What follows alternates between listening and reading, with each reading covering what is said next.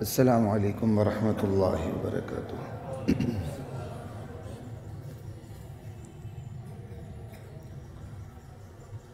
بسم اللہ والحمد للہ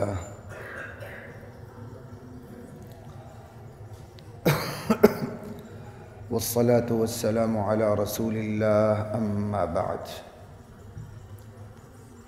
آواز بڑھا دو، میری ہمت نہیں۔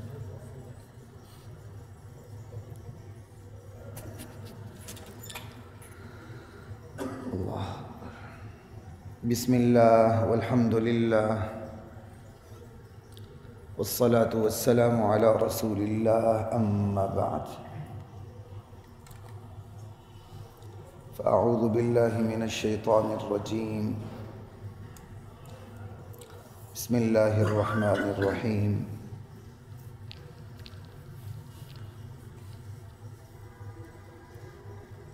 یا ایہا الذین آمنوا اطیعوا اللہ واطیعوا الرسول واولی الامر منکم،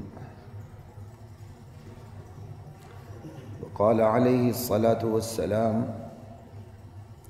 ان لکل امۃ فتنہ وفتنۃ امۃ المال، صدق رسول اللہ صلی اللہ علیہ وسلم۔ نبی کریم صلی اللہ علیہ وسلم کا مبارک ارشاد ہے، ہر امت کے لیے ایک آزمائش رکھی گئی خصوصی طور پر، وگرنہ تو پوری زندگی آزمائش۔ ہر امت کے لیے ایک خصوصی آزمائش رکھی گئی جس سے وہ آزمائی گئی۔ میری امت کی آزمائش کے لیے اللہ نے مال رکھ دیا جس سے وہ تا قیامت آزمائی جائے گی۔ اس حدیث کے حوالے سے یہ ہماری تیسری نشست ہے اور انشاءاللہ آخری نشست ہے۔ طبیعت ٹھیک نہیں، ورنہ شاید چوتھی نشست بھی ہو جاتی، پتہ نہیں، لیکن یہ آخری نشست ہے انشاءاللہ۔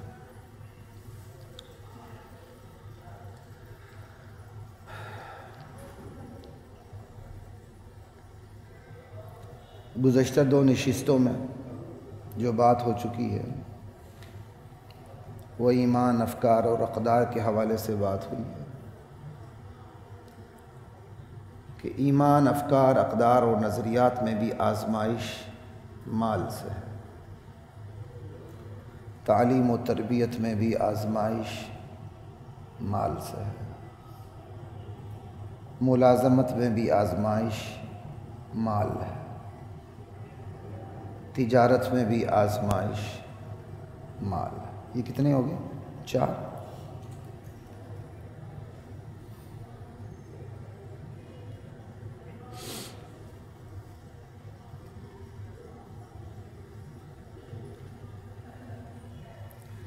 مناکحت میں بھی آزمائش مال سے ہے۔ مناکحت نکاح، نکاح میں بھی آزمائش مال ہے۔ اسی آزمائش کا نتیجہ ہے کہ ہم نکاح کو نکاح نہیں کہتے، کیا کہتے ہیں؟ شادی کہتے ہیں۔ حالانکہ اسلام میں تو شادی کا کوئی تصور ہے ہی نہیں۔ جب میں یہ کہتا ہوں تو ممکن ہے بعض اہل علم کے ذہن میں بھی آ جائے جی تو ہمارے بزرگوں نے شادی کا لفظ لکھا، تو جواب یہ بزرگوں سے پوچھ لو کیوں لکھا۔ دوسرا جواب یہ ہے بھائی، یہاں کوئی بھی انسان مکمل نہیں ہوتا۔ ہم ایک عربی اصطلاح کے لیے، عربی لفظ کے لیے اپنی زبان کے اندر ایک لفظ مقرر کر دیتے ہیں، اس میں ہم اپنے وقت میں اس میں کوئی خرابی نہیں سمجھتے، لیکن آہستہ آہستہ اس کے اندر خرابیاں آ جاتی ہیں۔ جیسے ہندوستان میں نکاح کے لیے شادی کا لفظ استعمال تھا، مسلمانوں نے وہی نکاح کے لیے شادی کا لفظ لے لیا، مراد نکاح لینا شروع کر دیا۔ شادی مین خوشی، ٹھیک ہے نا؟ لیکن وہ اس بات کو نظر انداز کر گئے کہ بھائی ہمیں عربی لفظ ہی استعمال کرنا چاہیے. عربی اصطلاح قہر ڈاتی ہیں، اصطلاحیں تخریب کاری کا کام کرتی ہیں، اصطلاحیں تعمیر کا کام کرتی ہیں، ذہن سازی کا کام کرتی ہیں. یہ اصطلاحیں اتنی آسان نہیں ہیں. اس لیے دنیا جس طرح اپنی نظریاتی جنگ میں جس قدر تیز ہوتی جا رہی ہے، مسلمانوں کو بھی ایک دفعہ ریورس گیئر لگا کے اپنے ان معاملات میں، اعمال میں، تمام چیزوں کو ایک طرف دیکھ لینا چاہیے، پرکھ لینا چاہیے کہ ہم نے اپنی عبادات کے اندر، اعمال کے اندر جو الفاظ قرآن نے استعمال کیے ان کے متبادل جو ہم نے اپنی زبان میں استعمال کرنے شروع کر دیں ان کو چھوڑ دیں. اسی میں بلائی. کوئی شادی کا لفظ استعمال کرنا گناہ نہیں ہے، بلائی اسی میں چھوڑ دیں. ایک وقت آئے گا شاید آج صلاۃ کو نماز کہنا برا نہیں لگ رہا، اور ابھی میں سوچ بھی رہا ہوں تو مجھے کوئی ایک لفظ بھی برا نہیں لگ رہا. لیکن کیا پتہ ہے کل 10 سال میرا بیٹا ہی کہہ دے کہ ابا جان نماز کا لفظ استعمال کرتے تھے، مناسب نہیں ہے، صلاۃ کہا کریں. میں تو جب بھی ربی جعلنی دعا کرتا ہوں، جب سے سمجھ آئی ہے وَاحْلُلْ عُقْدَةً مِّن لِّسَانِي يَفْقَهُوا قَوْلِی پہ بس نہیں کرتا، وَاجْعَل لِّی وَزِيرًا مِّنْ أَهْلِی پہ بس کرتا ہوں. یا اللہ اس دین کے معاملے میں میرا وزیر بھی بنا دے، میری اولاد کو میرا جانشین بنا دے. یہ آپ بھی دعا کیا کریں سارے. تمنا یہی ہے کہ اولاد بھی دین کا کام کرے. دنیا تو آتی جاتی ہے، یہ تھوڑا بہت پروٹوکول ہے وہ تو 5-10 سال کا ہوتا ہے، اس کے بعد ختم، فنش. تو اصل تھوڑا سا آپ اندازہ کریں وہ تو امتحان ہے. تو بات ادھر ہی آ رہی تھی کہ شاید آج نماز کا لفظ استعمال کرتے ہوئے ہمیں کوئی تحفظات کا احساس نہیں ہوتا، اور یقیناً نہیں ہوتا. لیکن شاید ایک وقت آ جائے ہمیں روزہ کہتے ہوئے بھی تحفظ محسوس ہو، نماز کہتے ہوئے بھی تحفظ محسوس ہو. ہم کہیں بھائی نماز کو صلاح کہو، ہمارے نبی نے صلاح کہا. روزے کو صوم کہو، ہمارے نبی نے، ہمارے اللہ نے، ہمارے قرآن نے صوم کہا. وہ وقت آ رہا ہے. اس لیے جہاں جہاں آ چکا ہے وہ تو تبدیلی لائے نا. اب نکاح کو شادی کہہ دیا گیا. اس کی سب سے بڑی نحوست کیا ہے؟ مال کی بھی نحوست ہے، رسوم و رواج کی بھی نحوست ہے. اور مال، رسوم و رواج کو اکٹھا کریں نیچے مال ہی نکلتا. نکاح کو جب شادی کہہ دیا گیا تو ایمانداری سے بتائیں، آپ کو پیغام ملے آج میرے بیٹے کا نکاح ہے تو آپ فوراً سمجھتے ہیں شادی نہیں ہے. اللہ پاک کی قسم اس سے زیادہ نحوست کیا ہو؟ جب آج آپ کو آپ کا قریبی عزیز، آپ کا بھائی، آپ کی بہن آپ کو اطلاع دے میرے بیٹے کا نکاح ہے، تو آپ آنا بھی ضروری نہیں سمجھتے، بلانا بھی ضروری نہیں سمجھا جاتا، بلکہ 2 الگ تقریبات ہونی شروع ہو گئی ہیں. نکاح میں دور دور کے مہمانوں کو بھگتا دو، اصل شادی میں قریب کے مہمانوں کو بلاؤ. میں نے خود مشاہدہ کیا اپنے عزیزوں میں، جو یہاں کے عزیز ہیں میرے لاہور کے. انہوں نے اپنے کاروباری ساتھیوں کو نکاح میں بلا لیا. کاروباری تھے، انہوں نے کاروباری ساتھیوں کو نکاح میں بلا کے مسجد سے فارغ کر دیا، گھر لے جائے، کھانا کھلائے، ختم. شادی میں انہوں نے ڈیوائیڈ کیا ہوتا ہے. شادی میں جو میں سوچ رہا ہوں کہ قریب ترین عزیزوں کو بلا، کیونکہ میں نے دیکھا کہ ان کی کاروباری دوست نکاح میں تھے، تعلق دار.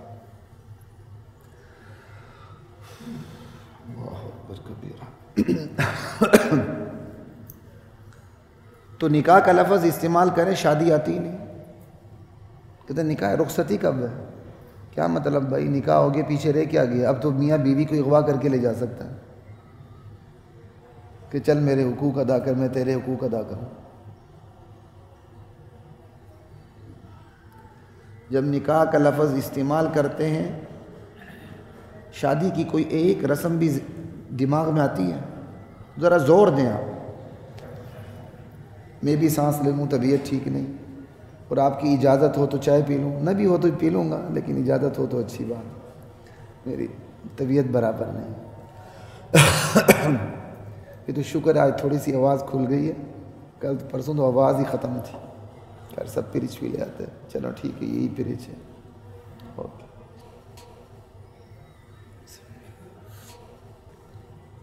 الحمدللہ، طبیعت بھی خراب ہے، چائے کا ایسا بہت اچھی لائیں، مہربانی۔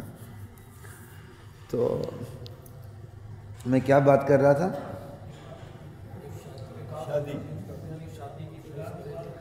ذرا زور دیں آپ کہتے ہیں نکاح ہے میرے بیٹے کا، کوئی مایوں، کوئی مہندی، کوئی تیل، پتہ نہیں کتنی رسمیں، یہ تو میں سوچ سوچ کے بتا رہا ہوں، ورنہ ساری رسمیں خواتین کو پتہ ہوتی ہیں، کیونکہ بیڑا غرق انہوں نے کیا ہوا ہے، اور ان خواتین کی وجہ سے مردوں نے اپنا بیڑا غرق کیا ہوا ہے۔ مرد کو دیکھ لو، سردی ہو یا گرمی اس کی ایک ہی وردی، اور ڈاکیا پڑھا تھا نا اسکول میں ہم نے، سردی ہو یا گرمی ہو اس کی ایک ہی وردی۔ مرد کو دیکھ لو، کماؤ پوت ہوتا ہے، سردی ہو یا گرمی اس کی ایک ہی وردی۔ اس کی بیوی کو دیکھو، موسم اتنے رنگ نہیں بدلتا جتنی اس کی لباس رنگ بدلتے ہیں۔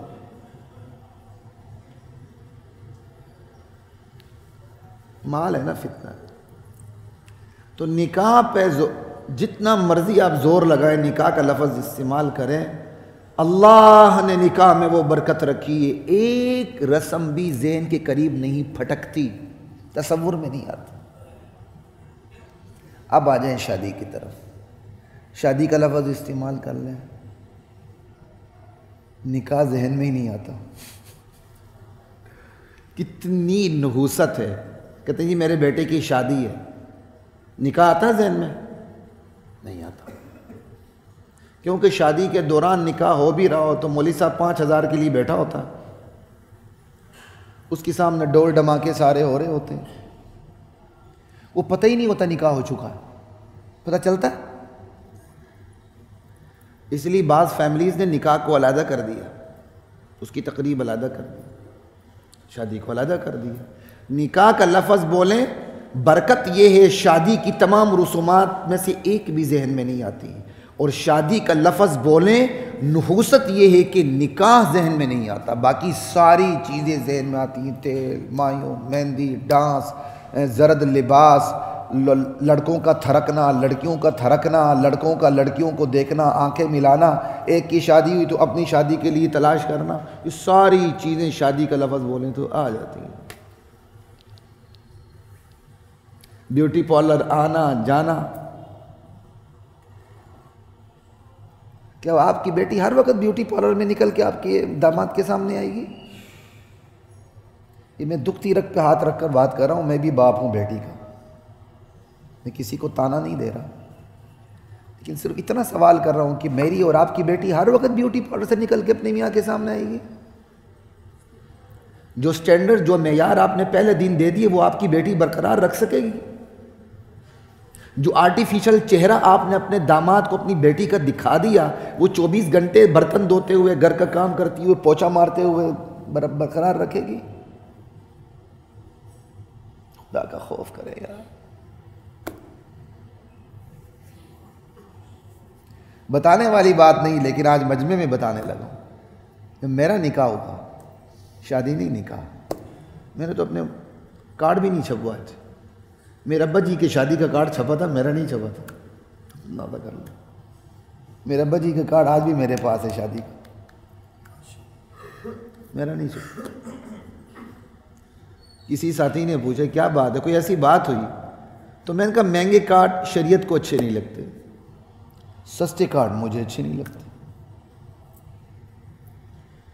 مہنگے کارڈ شریعت کو اچھے نہیں لگتے، سستے کارڈ مجھے اچھے نہیں لگتے، تو کارڈ ہی صفایا کر، دفع کر، جن کو اطلاع دینی ہے فون پہ دے دیا، بات ختم۔ ہمارے ہاں آج بھی شادی کارڈ بھیجیں، ابھی اتنی تبدیلی نہیں آئی ہے، شادی کارڈ بھیجیں، آنا ضروری نہیں سمجھتے جب تک خاندان کا فرد بلاوا نہ دے جا کے، ضروری نہیں سمجھتے، تو خالی کارڈ پھینکا۔ لیکن وہ شہریت، وہ شیطانیت گلوبلائزیشن کی وجہ سے ہر جگہ آ رہی ہے، ہم اپنے علاقوں پہ فخر کرتے تھے، آج مجھے فخر کی بجائے سب سے زیادہ فکر ہے. وہ ساری چیزیں وہاں شروع ہو چکی ہیں. کتنی نحوست ہے اس میں. آزمائش مال ہے. نکاح پہ کتنا مال خرچ ہوتا ہے. اعلنوا النکاح وجعلوہ فی المساجد، اعلان کیا کرو نکاح کا، کنڈکٹ کیا کرو مسجد میں. نکاح کا اعلان کیا کرو اور ان مساجد میں برپا کیا کرو نکاح کی تقریب. سارے ساتھی تشریف رکھیں آج میری بیٹی کا نکاح ہے، سارے ساتھی تشریف رکھیں آج میرے بیٹے کا نکاح ہے. بیٹھ کے نکاح ہو گیا، چلے. وہ بتانے والی بات نہیں تھی وہ جو میں بھول کے پھر بتا دیتا ہوں. اب اگرچہ مجھے شرم آ رہی بتاتے ہوئے، مجھے پیغام ملا سسرال سے، یار جائز میک اپ بھی کروا لیں. میں کہا جائز میک اپ تو جائز ہے لیکن میری طبیعت نہیں مانتی. میں کہا میری طبیعت نہیں مانتی. کہا ٹھیک ہے. غالباً اسی پہ عمل ہوا. تو کیا گیا میرا؟ گیا نہیں، بہت کچھ آیا. گیا کچھ بھی نہیں.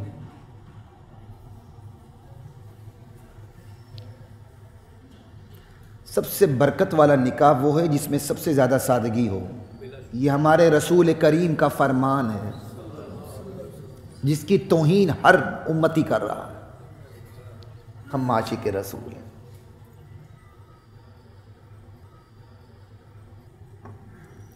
آزمائش مال ہے. مولوی صاحب کی بھی آزمائش نکاح میں مال ہے. نکاح رجسٹرار تو نکاح خان تو فلاں تو ٹمکانت ہے شمکان. اب مولوی صاحب کوئی کاروبار کرو یار، وہ کام نہ کرو جو معاشرے میں نیچ سمجھا جائے. یہ کہتا ہوں تو میرے مولوی برادری مجھ سے ناراض ہو جاتی ہے. وہ کام کرو جو معاشرے میں نیچ نہ سمجھا جائے. اور معاشرے میں نیچ سمجھانے کی سب سے بڑی نشانی یہ، میں اپنے بچے کو پڑھا رہا ہوں، کل وہ نکاح پڑھا کے بچوں کو کھلائے گا، کیسا لگے گا؟ میں یہ نہیں کہتا ہوں ناجائز ہے. ناجائز تو جوتے کاٹنا بھی نہیں ہے. تو پھر مولوی صاحب گلی کے نکر پہ بیٹھ کے جوتے کاٹے؟ نہیں، وہ فتویٰ دے گا امام کو وہ کام نہیں کرنا چاہیے جو معاشرے میں معیوب سمجھا جائے. یہی فتویٰ یہیں بھی ہے. کیوں وہ ایسا کر رہا ہے؟ اس کی طاقت ہے جس کی طرف سے گیا ہے دلہا یا دلہن کوئی تحفہ دے دے. طاقت نہیں ہے نکاح پڑھا کے آ جائے.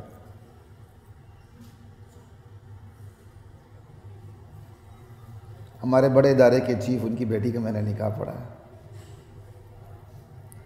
انہوں نے مجھے کہا کہ میرے بہت سے مشائخ تعلق والے ہیں، بزرگان دین، میرے جی چاہتا آپ پڑھائیں. بالکل، یہ میرے لیے آنر کی بات ہے.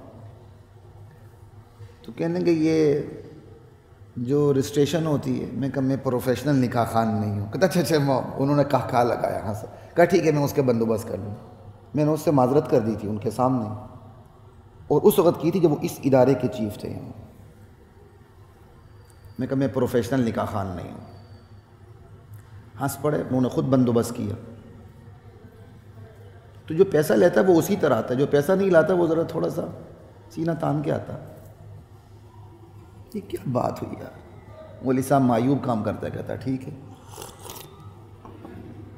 نکاح میں آزمائش بھی مال ہے. نکاح لڑکوں کی لڑکی کی بھی، اور خود مولوی صاحب جو آ رہے ہیں اس کی بھی. مسجد کو ایک پیسہ نہیں دینا. اگر غلطی سے نماز بھی پڑھ لی تو مسجد کی تمام سہولیات سے مستفید بھی ہونا ہے. اور جب شادی کا موقع آ جائے، نکاح نہیں شادی، تو اپنی استطاعت کے مطابق اسراف تبذیر کی حد کر دینی ہے. اور مولوی صاحب کو دیتے ہوئے اپنی استطاعت کے مطابق بخل کی حد کر دینی ہے.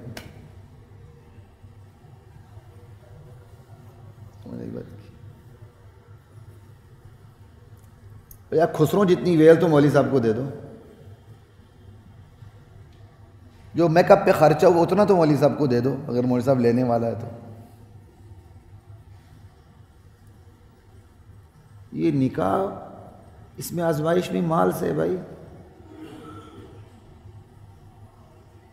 اب سارا وقت یہاں خرچ ہو جائے گا، میں کیا کروں گا؟ پھر میں آگے نہیں بڑھ سکتا. آگے چلتا ہوں تھوڑا سا. نبی علیہ السلام کا فرمان ہے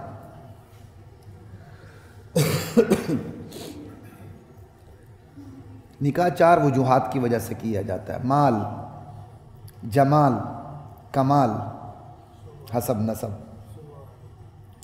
دینداری۔ مال، جمال، کمال، دینداری کا فظفر بذات الدین، دین والی عورت سے نکاح کر کے کامیاب ہو جاؤ۔ یہ نہیں کہا دین والی عورت سے نکاح کرو، دین والی عورت سے نکاح کر کے کامیاب ہو جاؤ۔ چاروں میں سے اگر ایک کو اپنانا پڑ جائے، وغیرہ اللہ چاروں دے، مال، جمال، کمال سب کچھ دے، اچھی بات ہے، لیکن آپ کی نظر مال پہ نہیں ہونی چاہیے۔ کیوں؟ وہ جو بیٹی دے رہے ہیں، آپ کی بیوی بن رہی ہے، اس کا نان و نفقہ اللہ نے آپ کی ذمہ داری لگائی ہے، اور جو گفٹ کے طور پر آپ مہر دے رہے ہیں وہ اس کی علامت بن کے سامنے آ رہی ہے، مہر اس کی قیمت تو نہیں ہے۔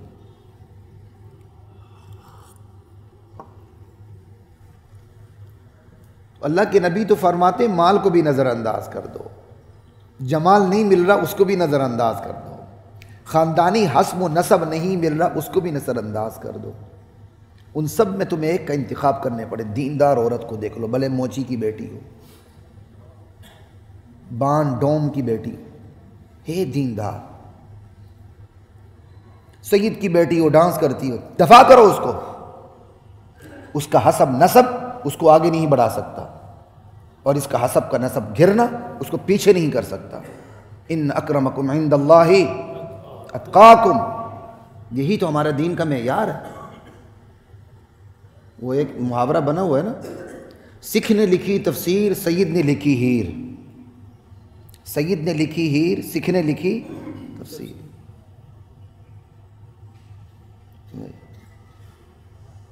مولانا عبید اللہ سندھی سکھ تھے جو مسلمان ہوئے تھے۔ ہدایت کسی کی میراث نہیں ہے، نبی کے خاندان کی بھی میراث نہیں ہے ہدایت۔ اس سے بہترین عدل و انصاف کا پیمانہ کیا ہو؟ اور آج دیندار لڑکی سے شادی نہیں کرنی، مالدار ہو، خاندانی امیر کبیر ہو، نہیں، کم سے کم ملازمت تو کرے، کوئی ہائی کورٹ کی ملازمہ ہی ہو جائے، تنخواہ اچھی ہوتی ہے ہائی کورٹ کی۔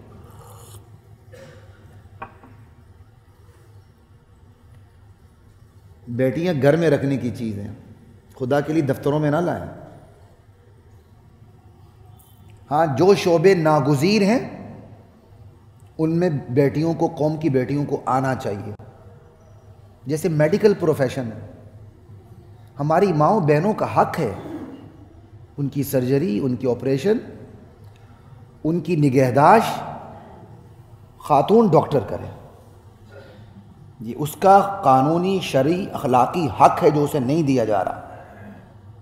اس کو نہ دینے میں ہمارا معاشرہ شریک ہے، کیونکہ بیٹی کو ڈاکٹر بناتے ہیں، زبان سے کہیں نہ کہیں بس اچھا رشتہ مل جائے تو کہتے ہیں بس پروفیشن میں نہ بھی آیا تو ٹھیک ہے، جہاں جاتی ہے وہ بھی پروفیشن میں گھسنے نہیں دیتے، جو گھستے دیتے ہیں وہ بے لگام کر دیتے ہیں، مرد عورت کی تمیز ختم ہو جاتی ہے، کہیں افراط ہے، کہیں تفریط ہے، کمی ہے، کہیں زیادتی ہے۔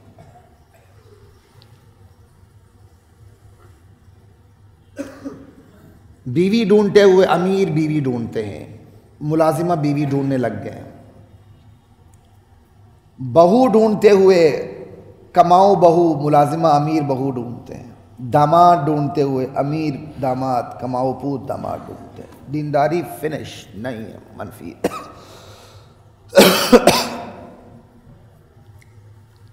تو یہ مناکحات میں آپ سارا دیکھ لیں، آزمائش مال۔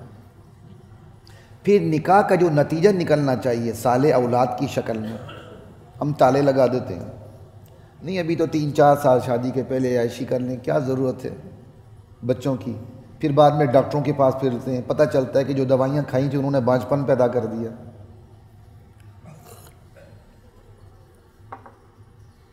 نہیں جی 1-2 سال ہیں ابھی، ہمیں بچوں کی ضرورت نہیں ہے۔ تو خدا بنا ہوا ہے تو تجھے بچوں کی ضرورت نہیں، تجھے شرم نہیں آتی؟ تو نے مستی نکالنے کے لیے شادی کی، نکاح کیا؟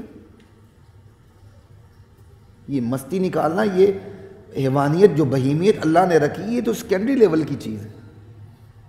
نکاح کا مقصد عفت، پاک دامنی، نیک اولاد کی طلب.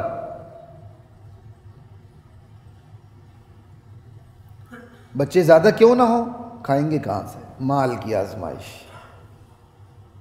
جبکہ آپ کے ملک کی اتنی آبادی نہ ہوتی تو یہ باہر نہ گئی ہوتی اور باہر سے اتنا بڑا زر مبادلہ نہ آ رہا ہوتا. آپ کی ملک کی اتنی بڑی آبادی نہ ہوتی تو دنیا کی اتنی طاقتور مضبوط ترین فوج نہ ہوتی. ان چیزوں پہ کسی کی نظر نہیں.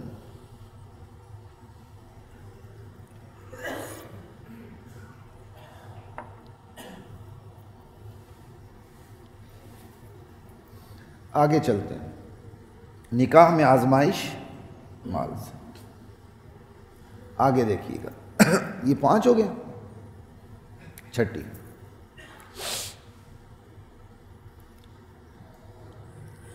معیشت میں آزمائش مال سے. سوال یہ، آپ کی معیشت ٹھیک ہے، معیشت زندگی ہے، بندہ زندگی گزارتا ہے، گزارنے کا ایک طریقہ ہے. تجارت کے حوالے سے کچھ بات ہو چکی، معیشت کے حوالے سے تھوڑی سی میں الگ بھی بات کروں. معیشت دین کے لیے، دنیا کے لیے. معیشت سودی ہے کہ غیر سودی؟ اب اپنا تجزیہ کر لیں. جو معیشت دین کے لیے ہوتی ہے اس میں مال وسیلہ ہوتا ہے، اس میں دولت معبود نہیں ہوتی. جو معیشت دین کے لیے ہو تو اس میں جو مال ہوتا ہے وہ زندگی گزارنے کا ایک وسیلہ ہوتا ہے. اس میں دولت کو معبود کا درجہ نہیں دیا جاتا کہ دن رات آپ اس کی پوجا کریں، آپ اس کی ہرس اور ہوس میں مبتلا رہیں اور اس کی تلاش میں 5 وقت کی نمازیں ضائع کر دیں، حلال حرام کی تمیز ختم کر دیں. دین کے لیے جو معیشت ہوتی ہے اس میں دولت مال ذریعہ ہوتی ہے، وسیلہ ہوتی ہے، معبود نہیں ہوتی. آج ہم نے معبود بنا کے رکھا ہوا. افرأیت من اتخذ الہہ ہوا. میرے نبی، آپ نے ایسے بدبختوں کو دیکھا ہے جنہوں نے اپنی خواہشات کو اپنا معبود بنا رکھا ہے. اور جو دنیا کے لیے معیشت ہوتی ہے اس میں جو مال ہوتا ہے وہ وسیلہ نہیں ہوتا، وہ معبود کا درجہ اختیار کر جاتا ہے. آپ پوری دنیا کو دیکھ لیں، ان کا اول و آخر غرض معبود، مال معبود.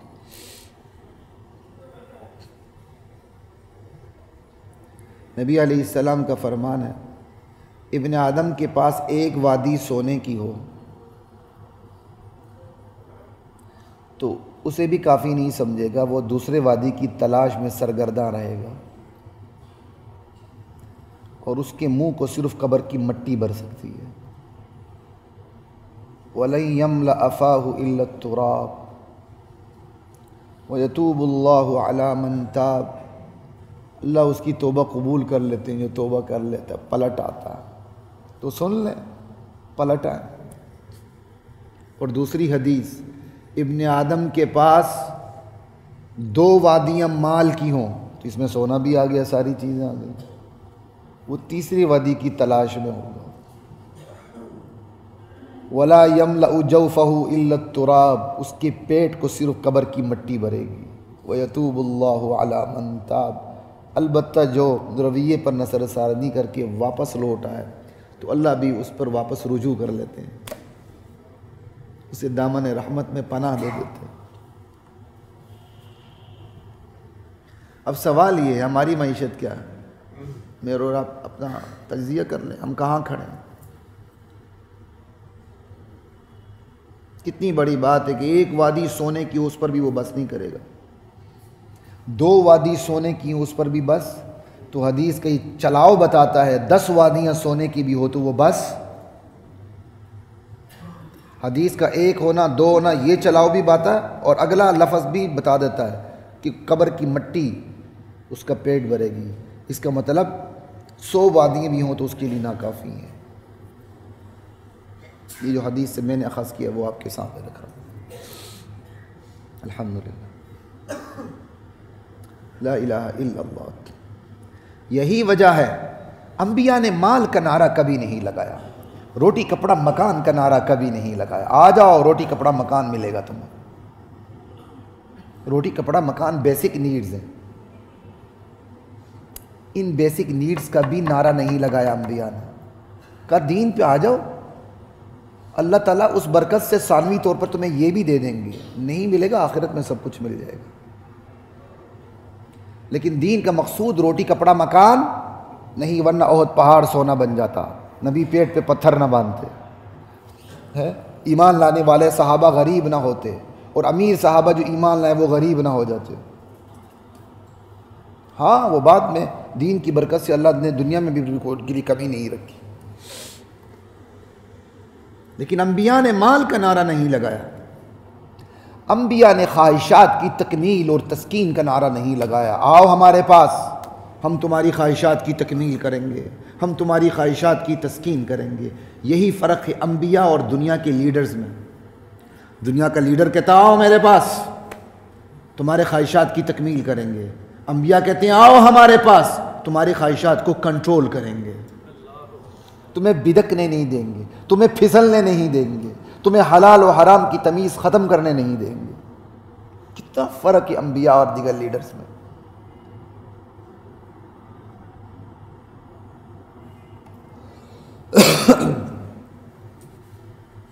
جسٹ ڈیمانڈ اور سپلائی, یہ تو جانوروں پہ کام ہے.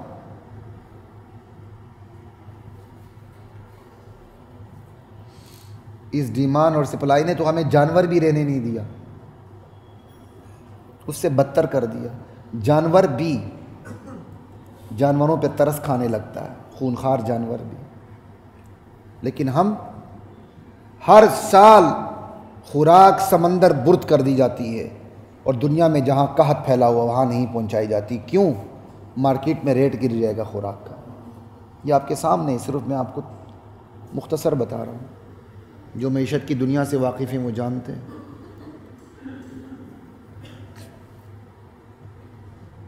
معیشت کو دیکھ لیں, یہی فرق, کتنا بڑا فرق. انبیاء نے مال کا نعرہ, خواہشات کی تکمیل کا, تسکین کا نعرہ, کنٹرول کرنے کا. آگے چلتے ہیں, اس پہ بس ہو رہی میری. اعمال اور معاملات میں آزمائش مال سے ہے.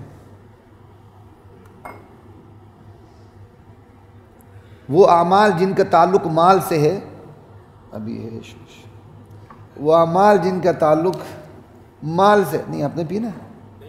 اچھا اچھا, مجبوراً پی رہا ہوں, معاف کیجیے گا. اعمال کا تعلق, ان اعمال کا تعلق جن کا تعلق مال سے, وہ ہم ادا ہی نہیں کرتے. زکوٰۃ, عشر, فطرانہ, اچھے لوگوں کو پتہ ہی نہیں ہے. حج, قربانی, پتہ ہی نہیں. پتہ ہے تو ادا نہیں. اب مختصر کرتے جا رہا ہوں, اس پہ زیادہ کمنٹ نہیں کروں گا. آگے چلیں. ایک تو وہ اعمال جن کا تعلق مال سے ادا نہیں کرنا, اگلا کام ترقی ہوتی ہے. وہ اعمال جن کا تعلق مال سے, ان پر اعتراض کرنا. زکوٰۃ پر بھی اعتراض, زکوٰۃ کا انکار, بندہ زکوٰۃ کے انکار سے کافر ہو جاتا ہے. قربانی پر اعتراض کرتے ہیں کہ نہیں لوگ؟ واٹر کولر لگا دو جی. وہ اعمال جن کا تعلق مال سے, ان پر اعتراض. آگے, وہ اعمال جن کا تعلق مال سے, اس میں بخل, اسراف, تبذیر, یہ بھی تو آزمائش ہے مال کی. وہ اعمال جن کا تعلق مال سے, اس پہ خرچ کرنا چاہیے, نہیں کرتے. مسجد ہمارے گھر سے بہتر ہونی چاہیے, ہمارے گھر کی بیٹھک سے مسجد کا حال اچھا ہونا چاہیے, نہیں کرتے. بخل, دینی اداروں پہ خرچ ہونا چاہیے جہاں کام صحیح ہوتا ہے, نہیں کرتے. بخل, بچوں پر صحیح خرچ کرنا چاہیے کہ ان بچوں کی وجہ سے اللہ تعالیٰ وسیلہ ہے, وہ بھی رزق, ہمارے رزق میں اضافے کا ہے, نہیں کرتے. بخل, آزمائش مال ہے. اور جہاں کرتے ہیں بے موقع کرتے ہیں, اسراف. مسجد میں ہم نے خرچ کرنا شروع کر دیا, 5 مرلے کی مسجد کا مینار پورا مینار پاکستان بنا دیا. بڑا غصہ آتا ہے مجھے ان لوگوں کو, ان کی حماقت اور کھوتے پن پر. بھائی 5 مرلے کی مسجد کا مینار 5 مرلے کی سٹرکچر کے مطابق ہوگا, مینار پاکستان نہیں ہوگا. وہ 5 مرلے کی مسجد پہ وہ خرچہ نہیں آتا جو مینار پہ آتا ہے. یار اس کی ڈبل سٹوری بنا دو, ٹرپل بنا دو, 5 سے 10 مرلے کی کر دو, اس کے اندر ایک دینی لائبریری رکھ دو, اسلامی کتابیں رکھ دو, لوگوں کو مطالعے کا شوق پڑے, اپنے جھگڑے مسجدوں میں حل کرنے کی کوشش کرو, وہاں آپ بیٹھک لگائیں, وہاں آپ پنچایت لگائیں, وہاں آپ اپنے بچوں کو تعلیم دینے کا بندوبست کریں. یہ نہیں مینار پاکستان بنانا. بادشاہی مسجد کا مینار بادشاہی مسجد کو جچتا ہے, 2 کنال یا 3 کنال کی مسجد کو بادشاہی مسجد کا مینار نہیں جچتا. یہ اسراف ہے. اسراف کہتے ہیں صحیح جگہ پر غلط طریقے سے خرچ کرنا. اور پھر ہم تبذیر کا بھی شکار ہیں. تبذیر یہ غلط جگہ خرچ کرنا. اسی لیے کہا ان المبذرین کانوا اخوان الشیاطین, فضول خرچی کرنے والے شیطان کے دوست ہیں. ہمارے ہاں دونوں کو فضول خرچی کہہ دیا جاتا ہے. اسراف تبذیر الگ ہے. خسروں کو ویل دینا, شادی کی رسومات پہ خرچ کرنا, یہ سب تبذیر کے اندر ہے. اللہ اکبر. جہاں خرچ نہیں کرنا وہاں خرچ کرنا, یہ تبذیر ہے. 2 پنکھوں کی ضرورت ہے, آپ 4 چلاتے, اسراف ہے کہ آپ صحیح جگہ بیٹھے, اتنی ضرورت نہیں جتنا آپ استعمال کر رہے ہیں, تو یہ اسراف ہو گیا. صحیح جگہ خرچ ہو رہا ہے لیکن غلط طریقے سے. لیکن صحیح جگہ خرچ ہی نہ وہ تبذیر ہے. جیسے ہم سب مسجد سے چلے جائیں اے سی آن رہے, یہ تبذیر ہو جائے گا. کیوں؟ یہ صحیح جگہ ہی نہیں رہی اے سی آن کرنے کی.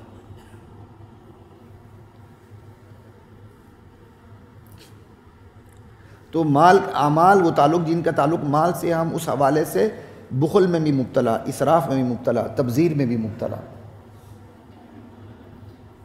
وہ اعمال جن کا تعلق مال سے ہے, اگر ہم انہیں ادا کر بھی لیں تھوڑا بہت تو خود ہی تباہ و برباد کر دیتے ہیں. جیسے بچے مٹی کا گھر بنا کے, گروندے بنا کے توڑ دیتے ہیں, یا پاگل کام کر کے خراب کر دیتا ہے. تھوڑا بہت خرچ کر دیا, دوسری طرف سے بے عملی شروع کر دی. خرچ بھی کر رہے ہیں, نماز بھی نہیں پڑھ رہے ہیں, اے سی آن کر دیے, دروازے کھلے رکھ دیے. خرچ بھی کر رہے ہیں دین پر, زنا بھی کر رہے ہیں, بدکاری بھی کر رہے ہیں, تو بے عملی برباد کر دیتی ہے, بد عملی برباد کر دیتی ہے. تھوڑا بہت خرچ کرنے پہ آ بھی جائیں, احسان جتلا کے برباد کر دیتے ہیں. مسجدوں میں رحمت اللہ اور برکت اللہ کو نہیں دیکھتے آپ؟ یہ لطیفے ویسے تو نہیں بنے. جو مسجد میں زیادہ خرچ کرتا حکمران وہی ہوتا, وہ حق سمجھتا ہے اس مسجد میں میری مانی جائے گی, کیوں میں زیادہ خرچ کرتا ہوں, اس مسجد کو جگہ میں نے دی, اس پہ خرچ میں کرتا ہوں, امام کی تنخواہ خطیب کی تنخواہ میں اٹھاتا ہوں, لہٰذا میری مانی جائے.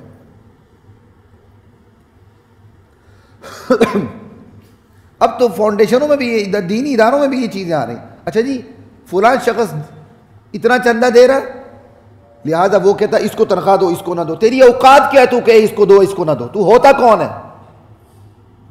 تو شکر ادا کر کے تیرے مال کو خرچ کرنے کا صحیح موقع مل رہا ہے, ورنہ یہ مال اپنے پاس رکھو. آپ مال دے رہے ہو تو اس کا یہ مطلب نہیں فاؤنڈیشن کو اس کو تنخواہ ملے تو اس کو نہ ملے, ادارے کو مدرسے میں اس کو تنخواہ ملے تو اس کو نہ ملے. تم فیصلہ کرنے والے کون ہو؟ تمہارے اوپر ان لوگوں کا احسان ہے جن لوگوں نے تمہیں صحیح مال خرچ کرنے کا ذریعہ بتایا ہے, الٹا تم احسان ڈال رہے ہو ان کے اوپر. یہ بھی آزمائش ہے. پھر اللہ تعالیٰ مال چھیننے میں بھی دیر نہیں لگاتے, یاد رکھیں. یا مال پھر زیادہ دے کے غرق کر دیتے ہیں, یا مال کم کر کے بھی غرق کر دیتے ہیں. خرچ کرنا نہیں, خرچ کرنا تو بے عملی سے, بد عملی سے, احسان جلا کے, ریاکاری سے, مختلف طریقوں سے ہم اعمال کو برباد کر دیتے ہیں. لا الہ الا اللہ واللہ اکبر. معاملات ہمارے گندے ہیں. معاملات میں تو تجارت معاملہ ہے, معیشت معاملہ ہے, اس پہ بات ہو چکی, لیکن صرف 2 چیزوں پہ بات کرتا ہوں. معاملات میں بھی ہم آزمائش مال سے. اعمال ہوتے ہیں انفرادی, انڈیویجول. معاملات جب آپ کا عمل کسی اور کے ساتھ ڈیلنگ ہونے لگے, وہ معاملات کی شکل. عاملہ یعامل معاملہ, ایک دوسرے سے ڈیلنگ میں یہ چیز آ جاتی ہے. ایک ادارہ ہے، اس نے فنڈ اکٹھا کیا، اب کوئی زکوٰۃ دے رہا ہے، کوئی فطرانہ دے رہا ہے، کوئی صدقہ دے رہا ہے، کوئی ڈونیشن جو بھی ہے، اس کے خرچ کرنے کے اپنے اپنے مواقع ہیں۔ زکوٰۃ آپ بلڈنگ میں نہیں لگا سکتے ڈائریکٹ، سمجھ آئے؟ اب بہت سے لوگ اپنے حساب کو نیٹ کلین رکھتے ہیں، دیکھو جی ہمارے پاس یہ ہے، ہم نے یہ خرچ کر دیا۔ خود ایک مشہور ترین کینسر ہاسپٹل کے ڈائریکٹر کا میں نے انٹرویو سنا تھا کافی عرصہ پہلے ٹی وی میں، کہتا جی ہمیں زکوٰۃ کی ضرورت ہے، اسی کمی بیشی ماہ مضمون ایسے ہی تھا، ہمیں انسٹرومنٹ چاہیے، انسٹرومنٹ میں تو زکوٰۃ لگتی ہی نہیں ہے۔ اب وہ اپنے آپ کو دیکھ کیسے بنائیں گے؟ دیکھیں جی نیٹ کلین آڈٹ ہوتا ہے ہمارا سالانہ، اور جاہل آدمی آڈٹ بھی ہوتا ہے، تو یہ بھی بتاؤ جو پیسہ جہاں وہاں لگے کہیں اور نہ لگے، زکوٰۃ کا پیسہ بلڈنگ پہ نہیں لگے گا، انسٹرومنٹ میں نہیں لگے گا۔ یا جہالت ہے یا عدم شفافیت ہے۔ اگر معاملے شفاف ہیں تو جہالت کی وجہ سے شفاف معاملہ بھی غیر شفاف ہو جاتا ہے، ہمارا بیڑا غرق ہو گیا ان چیزوں میں۔ اگلا بیان بھی اسی پہ ہوگا انشاءاللہ۔ وآخر دعوانا